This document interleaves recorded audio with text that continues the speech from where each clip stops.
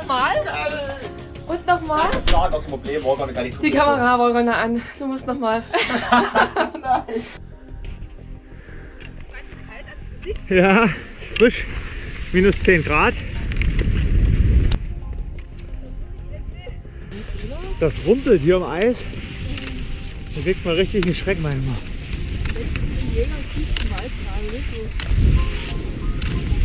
Da knallt das Eis wie verrückt. 24 cm.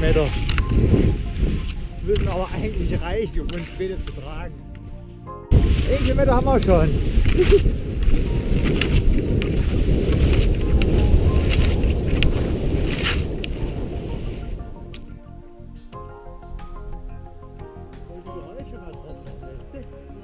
Wenn das mal richtig rumpelt.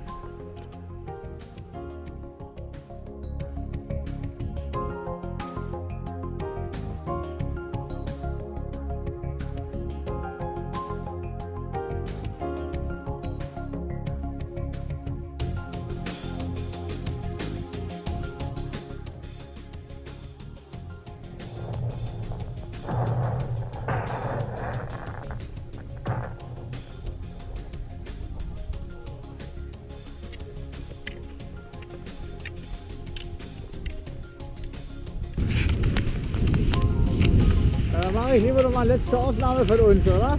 Unser Biwakplatz.